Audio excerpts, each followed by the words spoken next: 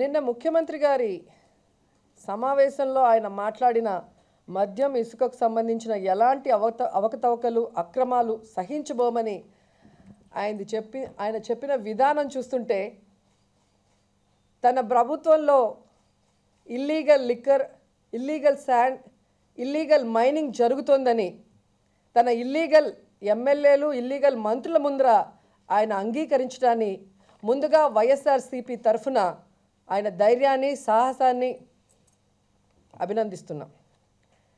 ఎందుకంటే ఒక ముఖ్యమంత్రిగా ఉండి ఆయన ఈ 3 సంవత్సరాల కాలంలో ఎన్ని అవినీతులకు పాల్పడ్డాడు, ఆయన పెట్టిన సంతకాలకి విలువ లేకుండా ఎలా పోయిందో వైఎస్ఆర్సీపీ తరఫున మేమందరం చాలాసార్లు చెప్పడం జరిగింది. కేవలం ప్రతిపక్షం కాబట్టి ఏదో మాట్లాడామన్నట్టు వాళ్ళు మా మీద బురద జల్లడానికి ప్రయత్నించారు. మరి సాక్షాత్తు ముఖ్యమంత్రి చంద్రబాబు నాయుడు గారే ఈరోజు తన ప్రభుత్వంలో ఈ విధంగా ఇల్లీగల్ లిక్కర్ కానీ, ఇల్లీగల్ శాండ్ కానీ, ఇల్లీగల్ మైనింగ్ జరుగుతుందని ఒప్పుకున్న తర్వాత ఇక పాత్రికేయులు ఏమంటారో అని ప్రశ్నిస్తున్నా. ఎందుకంటే విజన్ 2025 అంటూ ఉంటాడు. ఇంతవరకు నాకు తెలిసి తాగునీటి గురించి విజన్ 2025 అని ఏ రోజు క్యాబినెట్లో డిస్కస్ చేసిన దాఖలాలు లేవు. అలాగే విజన్ 2025 అని ఎస్సీ, ఎస్టీ, మైనారిటీ, బీసీలకు స్కాలర్షిప్ల పెంపు మీద లేదా పేదవాళ్ళకి ఇచ్చే ఇళ్ల విషయంలో ఏ రోజైనా డిస్కషన్ జరిగిందా అంటే ఎక్కడా కూడా మనం విన్న దాఖలాలు లేవు. కానీ విజన్ 2025 లిక్కర్ విషయంలో మాత్రం ఏ విధంగా క్యాబినెట్ ఎన్నిసార్లు డిస్కస్ చేసింది, దానికి తగ్గట్టుగా ఏ విధంగా డిస్టిలరీలకి సంతకాలు పెట్టింది, ఈరోజు బార్ షాపులకు ఏ విధంగా 2 ఏళ్ల అధికారం ఉంటే 5 ఏళ్లకి లైసెన్స్ ఇచ్చిందో మీరు కళ్ళారా చూస్తున్నారు. అంటే టార్గెట్లు పెట్టి వీళ్ళే అమ్మిస్తారు.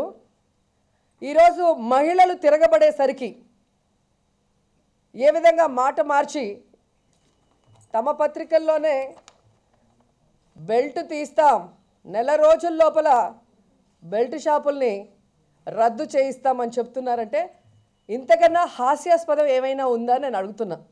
బెల్ట్ షాపులు అనేవే ఇల్లీగల్ షాప్స్. ఇల్లీగల్ షాప్స్ని రద్దు చేయడం ఏంటి? ఆఫీసర్స్కి చెప్పి వాటిని ధ్వంసం చేయాలి. లేదా ఈయనకే తెలుసు, ఎందుకంటే 9 ఏళ్ల అధికారంలో ఉన్నప్పుడు ఏదైతే ఎన్టీ రామారావు గారు మహిళల కోరిక మేరకు మద్యపాన నిషేధం తీసుకొచ్చాడో దానికి తూట్లు పొడుస్తూ మద్యాన్ని మళ్ళీ ఎలా ప్రవేశింపజేశాడు అండ్ బెల్ట్ షాపుల్ని ఏ విధంగా ఆయన లీగలైజ్ చేశాడనేది అందరికీ తెలిసిన విషయం. అందుకేనేమో ఫాదర్ ఆఫ్ బెల్ట్ షాప్స్ అంటారు చంద్రబాబు నాయుడు గారిని. సో బెల్ట్ షాపుల్ని కన్న తండ్రిగా చంద్రబాబు నాయుడు గారికి చెప్పచ్చు. అలాంటి ఒక కల్చర్ని తీసుకొచ్చింది చంద్రబాబు నాయుడు గారు గతంలో 9 ఏళ్ళు ఆయన అధికారంలో ఉన్నప్పుడు. ఈరోజు ఆయన ఎలా ప్రవర్తిస్తున్నాడంటే జూన్ 8 సంతకం పెట్టాడు, బెల్ట్ షాపుని రద్దు చేస్తాను, మద్యాన్ని నియంత్రిస్తాను అని. ఈరోజు జూలై 18 అయింది కాబట్టి కేవలం నెల రోజులే అయింది, ఇంకో నెలలో వాటిని రద్దు చేయిస్తాను అన్నట్టుగా మాట్లాడుతున్నాడు. కానీ ఆయన సంతకం పెట్టింది 2014 జూన్ 8. దాదాపుగా 3 సంవత్సరాలు ఆయన పెట్టిన సంతకాన్ని ఏ అధికారులు పాటించలేదు అంటే, అది ఇంప్లిమెంట్ కాలేదు అంటే చంద్రబాబు నాయుడు ఎంత అసమర్థ ముఖ్యమంత్రి అనేది ప్రజలు తెలుసుకోవాల్సిన విషయం. ఎందుకంటే ఒక ముఖ్యమంత్రి ఒక సంతకం పెడితే సంతకం పెట్టిన క్షణం నుంచి అది అమల్లోకి రావాలి. అది వైఎస్ రాజశేఖర రెడ్డి గారి విషయంలో మాత్రమే జరిగింది. కానీ చంద్రబాబు నాయుడు గారు పెట్టిన 5 సంతకాల్లో 4 సంతకాలు దిక్కు దివాణం లేకుండా పోయాయి అంటే ఆయన అసమర్థ ముఖ్యమంత్రి కాదా అనేది ఒకసారి మీరు ఆలోచించాలి. ముఖ్యంగా తాను అధికారంలోకి వస్తే వ్యవసాయానికి ఏదైతే అసలు వడ్డీతో సహా పూర్తిగా రుణమాఫీ చేస్తానన్నాడు, డ్వాక్రా అక్క చెల్లెలకి అసలు వడ్డీతో సహా పూర్తిగా మాఫీ చేస్తానన్నాడు. కానీ అధికారంలోకి రాగానే ఫస్ట్ సంతకం కోటయ్య కమిటీ మీద పెట్టాడు. కానీ వ్యవసాయ రుణాలు, డ్వాక్రా రుణాల మీద కాదు అన్న సంగతి మరొకసారి గుర్తు చేస్తున్నాను. ఆ కోటయ్య కమిటీ కాస్త కోతల కమిటీగా మారి ఏ విధంగా రైతులు, డ్వాక్రా మహిళల జీవితాలతో చెలగాటమాడి ఈరోజు వాళ్ళు అప్పుల ఊబిలోకి ఎలా మునిగిపోయారో కూడా మనకు స్పష్టంగా కనిపిస్తోంది. అసలు డ్వాక్రా అక్క చెల్లెమ్మలకి ఆల్రెడీ 6,000 ఇచ్చేసాము, ఇంకా 4,000 ఇస్తే చాలు అంటున్నారు. అది క్యాపిటల్ ఇన్ఫ్యూషన్ కింద 3,000 2 సార్లు ఇచ్చారు. అంటే దాన్ని ఎవరైనా తీసుకుంటే ఆ గ్రూప్లో ఉన్న వాళ్ళు దానికి వడ్డీ కట్టాల్సి వస్తుందే తప్ప అది వాళ్ళకి ఫ్రీగా ఇచ్చినట్టు కాదు. అంటే క్యాపిటల్ ఇన్ఫ్యూషన్ పేరుతో ఏ విధంగా డ్వాక్రా అక్క చెల్లెములని కన్ఫ్యూజ్ చేశారో ఈ తెలుగుదేశం పార్టీ వాళ్ళు ఇప్పటికీ అందరికీ కూడా తెలిసిపోయింది. వాళ్ళు ప్రతిరోజు ఆ వడ్డీలు కట్టలేకపోయే బాధలతో ఏం చేశారు ఈ తెలుగుదేశం పార్టీ వాళ్ళు అనేది. అండ్ రెండవది మీరు చూస్తే పెన్షన్లు 1,000 రూపాయలు ఇస్తామని ఘనంగా ప్రకటించుకున్నారు. కానీ ఇచ్చే పెన్షన్స్లో భారీగా కోత పెట్టి ఎంతమంది వితంతువులకి, ఎంతమంది వృద్ధులకి, ఎంతమంది వికలాంగులకి, అర్హులైన వాళ్ళకి వీళ్ళు పెన్షన్లు ఇవ్వకుండా మోసం చేశారనేది కళ్ళారా కనిపిస్తుంది. ఆయన గెలిచిన కుప్పంలోనే మీరు సర్వే చేస్తే క్లియర్ కట్గా ఉంటుంది. రాజశేఖర రెడ్డి గారు ఉన్నప్పుడు Telugu Desam party hard core fan అయినా కూడా వాళ్ళ ఇంట్లో నిజంగా వృద్ధులో, వితంతువులో, వికలాంగులో ఉంటే ముగ్గురికి కూడా పెన్షన్లు ఇచ్చిన దాఖలాలు ఉన్నాయి. కానీ ఈరోజు ఇంటికి ఒక పెన్షన్ అంటూ ఎంతోమంది ఆ పెన్షన్ మీద ఆధారపడి బ్రతికే వాళ్ళ జీవితాన్ని సర్వనాశనం చేశారు ఈరోజు జన్మభూమి కమిటీల పేరుతో అన్నది నిజం కాదా చంద్రబాబు నాయుడు అని నేను అడుగుతున్నాను. ఇక మీరు చూస్తే ఎన్టీఆర్ సృజల స్రవంతి అది కూడా ఆయన సంతకంలో భాగమే. ప్రతిరోజు 2 రూపాయలకి 20 లీటర్ల మినరల్ వాటర్ ఇస్తానని చెప్పి సంతకం పెట్టాడు. ఇప్పటికి ఒక్కరోజైనా ఒక్కరికైనా ఇచ్చాడని నేను అడుగుతున్నాను. అంటే ఎన్టీఆర్ గారి పేరు మీద అన్నా క్యాంటీన్లు అని పెట్టారు, 5 రూపాయలకే భోజనం అన్నారు, ఎక్కడా ఒకరికి ముద్ద అన్నం పెట్టిన దాఖలాలు లేవు. అలాగే ఎన్టీఆర్ సృజల స్రవంతి అన్నారు, ప్రతిరోజు ప్రతి గ్రామంలో ప్రతి పట్టణంలో అన్నారు, కానీ లేదు. అంటే ఎన్టీఆర్ పేరు పెట్టి మంచినీళ్ళు ఇస్తాను, కడుపు నిండా భోజనం పెడతానన్న మీరు ఎన్టీఆర్కి ఎలా వెన్నుపోటు పొడిచారో ఆయన పేరు మీద పెట్టిన ఆ పథకాలకు కూడా అలాగే వెన్నుపోటు పొడిచారు అనేది స్పష్టంగా ఈరోజు ఈ రాష్ట్ర ప్రజలందరూ కూడా అర్థం చేసుకున్నారు. అండ్ మద్య నియంత్రణ బెల్ట్ షాపులన్న సంతకం పెట్టిన మీరు ఈరోజు ప్రజల మీద నిజంగా చిత్తశుద్ధి ఉంటే సుప్రీంకోర్టు ఎంతో పెద్ద మనసుతో ఏదైతే తీర్పు ఇచ్చారో ఆ తీర్పుని ఎందుకు డైల్యూట్ చేసే విధంగా 2 వారాల క్రితం మీరు జాతీయ రహదారుల్ని జిల్లా రహదారులుగా, స్థానిక రహదారులుగా డీనోటిఫై చేశారంటేనే మీకు అర్థమైపోతుంది. ప్రజల మీద, ముఖ్యంగా మహిళల కన్నీళ్ల మీద, తెగిపోయిన వాళ్ళ తాలిబట్ల మీద మీకు ఏమాత్రం గౌరవం లేదు, చిత్తశుద్ధి లేదు. మీకు మీ ఖజానా నిండాలి, మీకు వచ్చే కమిషన్లు కరెక్ట్గా రావాలి అన్న దాని మీదే ఉంది అనేది. కానీ ఈరోజు మీలో ఇంత చలనం వచ్చిందంటే దానికి కారణం జగన్మోహన్ రెడ్డి గారు. మొన్న గుంటూరులో జరిగిన ప్లీనరీలో నవరత్నాలు లాంటి వాగ్దానాలతో ఈ రాష్ట్రంలో ఉన్న ప్రతి ఒక్కరిని ఆశీర్వదించిన ఆ యొక్క వాగ్దానాలు చూడగానే చంద్రబాబు నాయుడు గారి నవనాడులు చిట్లిపోయాయి అనే దానికి ఇంతకన్నా నిదర్శనం లేదు. ఎందుకంటే నెల రోజుల్లో బెల్ట్ షాపులన్నీ కూడా రద్దు చేస్తాం, లేకపోతే బెల్ట్ తీస్తామని, అలాగే డ్వాక్రా అక్క చెల్లెమ్మలకు ఏదైతే వడ్డీ లేని రుణాలకి సబ్సిడీ 2015 నుంచి ఇప్పటి వరకు 1,500 కోట్లు ఇవ్వాల్సి ఉంటే పంగనామాలు పెట్టిన చంద్రబాబు నాయుడు ఈరోజు హడావిడిగా 676 కోట్లు రిలీజ్ చేసి ఇంకా 800 చిల్లర ఆల్మోస్ట్ 824 కోట్లు ఇవ్వాల్సి ఉంది. అంటే సగానికి ఇచ్చి ఇప్పటికైనా కొంచెం మహిళల మచ్చిక చేసుకోవాలన్న ప్రయత్నం చూస్తూ ఉంటే ఇది జగన్మోహన్ రెడ్డి గారి విజయం. ప్రతిపక్షమే లేదు, అసలు ప్రతిపక్షం జీరో అయిపోయింది, ప్రజలు నమ్మటం లేదు అన్న చంద్రబాబు నాయుడు ఈరోజు ఈ దేశంలోనే 29 రాష్ట్రాల్లో ఏ ప్రతిపక్ష నాయకుడు చేయనటువంటి విధంగా ప్రజల పక్షాన నిలబడి ప్రతి సమస్య మీద ప్రభుత్వం మెడలు వంచి ఏ విధంగా పని చేయిస్తుందో అనేది మరి ఈ 3 సంవత్సరాల్లో దశల వారీగా మీరు చూశారు.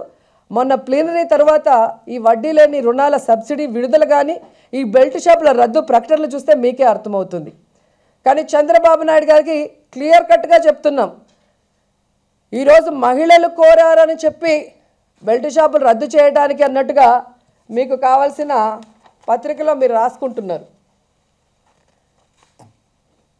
అంటే ఈ 3 సంవత్సరాల ఆడపడుచులు అడగలేదు అన్నట్టుగా మీరు చెప్పడం అనేది కరెక్ట్ కాదు. ఏ ఆడపడుచులు అడిగారని మీరు కొత్తగా బార్ లైసెన్స్లు ఇచ్చారు, ఏ ఆడపడుచులు అడిగారనేసి ఇళ్ల మధ్యలో మీరు బార్ షాపులు పెట్టారు, బీర్ షాపులు, వైన్ షాపులు పెట్టారు, ఏ మహిళలు అడిగారని ఈరోజు మీరు జాతీయ రహదారులను డీనోటిఫై చేశారని నేను అడుగుతున్నాను. కేవలం మీ కమిషన్ల కోసం, మీ ఖజానా నింపుకోవడం కోసం ఈరోజు ఆడవాళ్ళు ఏడుస్తున్నా, వాళ్ళు తాళులు తెగిలిపోతున్నా పట్టించుకోకుండా కేవలం జగన్మోహన్ రెడ్డి గారి భయంతోనో లేదా నంద్యాల ఎన్నికలు వస్తున్నాయి కాబట్టి అక్కడ మహిళా ఓటర్లని మజ్జిగ చేసుకోవడానికో ప్రకటనలతో మాత్రం సరిపెడితే ఊరుకునేది లేదు. ఇది నెల రోజులు దీనికి సమయం కూడా అవసరం లేదు. ఎందుకంటే ఇవి ఇల్లీగల్ షాప్స్. వీటిని మీ ఎక్సైజ్ డిపార్ట్మెంట్లో అడిగితే ఏ జిల్లాలో ఎన్నున్నాయో వాళ్ళకే బాగా తెలుసు. వాళ్ళు ఇమీడియట్గా వాటి మీద మెరుపు దాడి చేసి వాటిని ధ్వంసం చేయాలి.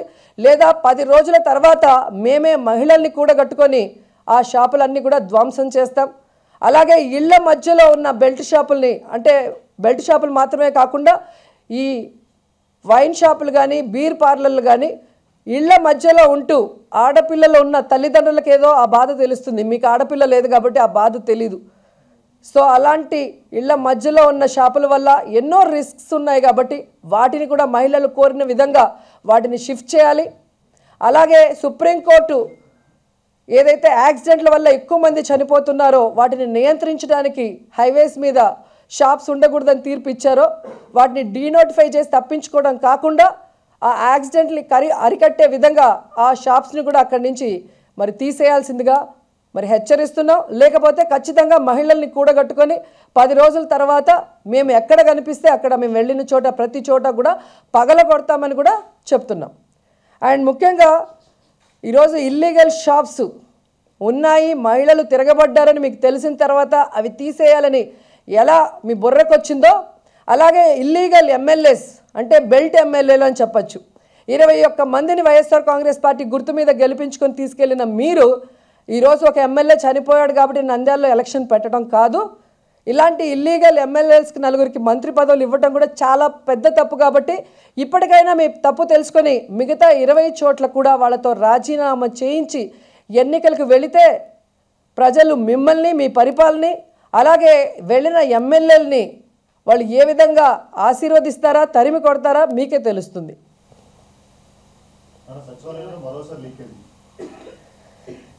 ప్రపంచ స్థాయి రాజధాని కడతాను అని చెప్పిన చంద్రబాబు నాయుడు గారి పరిపాలనలో ఈరోజు ప్రపంచ స్థాయి బొక్కలు, ప్రపంచ స్థాయి బీటలు మనం చూస్తున్నాం. చిన్న వర్షానికే వారి యొక్క అవినీతి ఏ విధంగా కారుతుందో కళ్ళారా కనిపిస్తుంది. మేబీ దాన్ని కూడా తనకు అనుకూలంగా తన మీడియాలో చెప్పుకుంటాడేమో. ఆల్రెడీ కూల్ సిటీ అని అనౌన్స్ చేశాను కాబట్టి ఆ విధంగా వాటర్ లీకేజ్ అయ్యి అందరికీ చల్లగా ఉండటానికి నేనే ప్లాన్ చేశానని చెప్పుకుంటాడు. లేదా నిన్న ప్రెసిడెంట్ ఎలక్షన్స్కి జగన్మోహన్ రెడ్డి గారు వైఎస్ఆర్ కాంగ్రెస్ పార్టీ ఎమ్మెల్యేలు వచ్చారు కాబట్టి వాళ్ళే ఎక్కడో పైపులు కోసేశారని గతంలో చెప్పిన అబద్ధం చెప్పినా, లేదా కుక్క అడ్డం వచ్చి పైపు చిట్లి నీళ్ళు వచ్చిందని చెప్పినా కూడా ఆశ్చర్యపోనవసరం లేదు.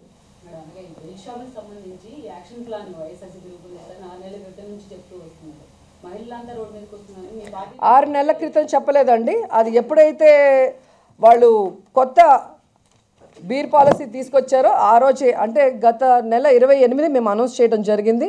అది కూడా క్లియర్గా చెప్పాం. జగన్మోహన్ రెడ్డి గారు ప్లీనరీలో దీని మీద కరెక్ట్ యాక్షన్ ప్లాన్, అంటే ఏం చేయబోతున్నాం, మహిళలకి మద్యం వల్ల వాళ్ళ జీవితాలు నష్టపోతున్నాయి కాబట్టి దాంట్లో నుంచి ఆయన్ని బయటపడేయడానికి మా పార్టీ తరఫున మా నాయకుడు ఏం డెసిషన్ తీసుకుంటాడో చెప్తాం.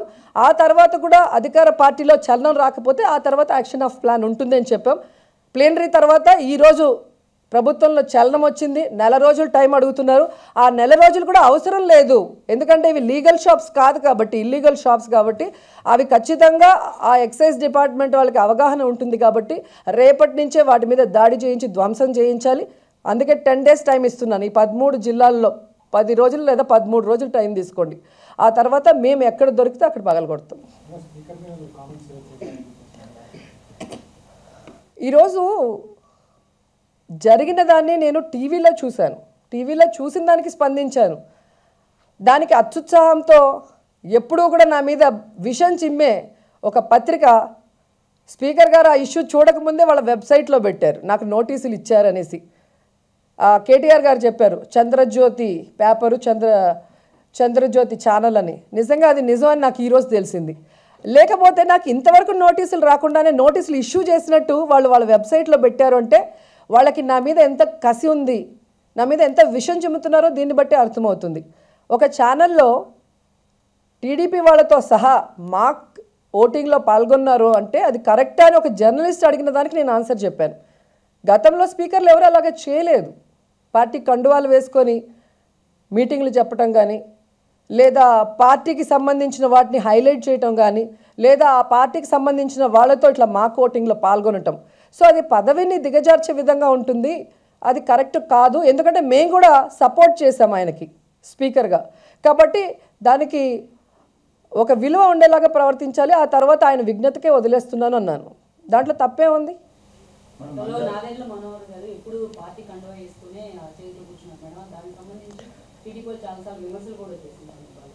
ఎక్కడా లేదండి. ఇంతవరకు స్పీకర్స్కి అట్లా పాల్గొన్న విధానం లేదు.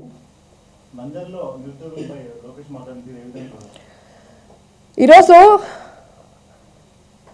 అడ్డదారిలో మంత్రి అయిన లోకేష్కి అసలు ఓపిక అనేది లేకుండా పోయింది. ఎవరు మాట్లాడితే వాళ్ళని కసిరించడం, ఒరే అనటం, వాళ్ళని దబాయించటం, ఇవి మనం ప్రతిరోజు కూడా చూస్తున్నాం.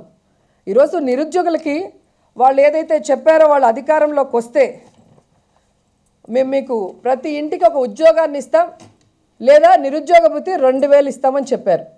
ఈరోజు వాళ్ళు అధికారంలోకి వచ్చి 37 నెలలైంది. అంటే ఈ 37 నెలల్లో ఈ ఒక్కొక్క నిరుద్యోగికి 37 × 2000 వేసుకుంటే 74,000 రూపాయలు ప్రభుత్వం ప్రతి నిరుద్యోగికి ఈరోజు ఇవ్వాల్సిన అవసరం ఉంది, బకాయి పడినట్టు. ఆ డబ్బులు ఇవ్వకపోగా, వాళ్ళకి ఉద్యోగం ఇవ్వకపోగా, చంద్రబాబు నాయుడే అబద్ధంలో పీజీ చేశాడనుకుంటే లోకేష్ అబద్ధాలలో పీహెచ్డీ చేశానని కళ్ళ ఆర్పకుండా ఎంత చక్కగా 5 లక్షల ఉద్యోగాల్ని రాయలసీమలో ఇచ్చామని చెప్తున్నాడు. వాళ్ళు క్లియర్గా అడిగారు ఆ నిరుద్యోగులు, ఎవరికి ఇచ్చారో పేర్లతో సహా చెప్పమంటే ఇంతవరకు చెప్పలేదు. ఈరోజు సీఎం కోర్ డాష్ బోర్డ్ అంటూ ఒకటి ఉంది. దాంట్లో లేకుండా ఈరోజు ఏదో జరిగిపోయినట్టు లోకేష్ చెప్పాడు అంటే, లోకేష్ కోర్ డాష్ బోర్డ్ ఏదైనా సెపరేట్గా ఉండి ఎవరికి తెలియకుండా గుప్తంగా ఎవరికైనా ఉద్యోగాలు ఇచ్చాడో చెప్పాల్సిన అవసరం ఉంది. ఈరోజు నంద్యాల విషయానికి వస్తే ఎంత బాధాకరం అంటే, ఈ 3 సంవత్సరాల్లో నంద్యాలకు వెళ్ళిన దాఖలాలు కూడా లేదు చంద్రబాబు నాయుడు. కనీసం 30 కోట్లు కూడా ఖర్చు పెట్టిన దాఖలాలు లేదు. కానీ ఈరోజు ఎలక్షన్ అనగానే 300 కోట్లకి వరాలు ఎలా కురిపించి ఏదో హడావిడిగా అభివృద్ధి కార్యక్రమాలు చేస్తున్నట్టు వాళ్ళు చేసే నాటకాలు చూస్తుంటే, ఆ పార్టీలో ఉన్న ఎస్వి మోహన్ రెడ్డి గారే చెప్తున్నారు, ఈరోజు ఇక్కడ జరుగుతున్న అభివృద్ధి చూస్తుంటే, ఓహో అభివృద్ధి జరగాలి అంటే నియోజకవర్గ ఎమ్మెల్యే చనిపోవాలేమో అని అందరూ కూడా ముక్కున వేలేసుకునే విధంగా జరుగుతుంది అని. నిజంగా ఆయన చెప్పింది కరెక్ట్ అయితే, ఒక నియోజకవర్గం అభివృద్ధి చెందాలి అంటే, ఒక ఎమ్మెల్యే చనిపోవాలి అంటే, రాష్ట్రం అభివృద్ధి జరగాలంటే ఏం జరగాలి అంటే, తెలుగుదేశం పార్టీ ప్రభుత్వం కూలిపోవాలనేది స్పష్టంగా అక్కడ వాళ్ళ పార్టీలో ఉన్న వాళ్ళే చెప్పినట్టు అర్థమైపోతుంది. సో అధికారంలో ఉన్నవాళ్ళు ఎలక్షన్లు వచ్చినప్పుడే నియోజకవర్గాల్ని పట్టించుకోవడం కాదు, వాళ్ళు అధికారంలోకి వచ్చిన తర్వాత పార్టీలకు అతీతంగా, ప్రాంతాలకు అతీతంగా మరి అభివృద్ధి కార్యక్రమాలు చేస్తే ఖచ్చితంగా ప్రజలు ఆశీర్వదిస్తారు. కానీ ఇలా 3 సంవత్సరాల తర్వాత సవతి ప్రేమ చూపించిన చంద్రబాబు నాయుడు హడావిడిగా వెన్నుపోటు వరాలు మాత్రం కురిపించినంత మాత్రాన ప్రజలు ఎవరూ కూడా హర్షించరు, ఆశీర్వదించరు.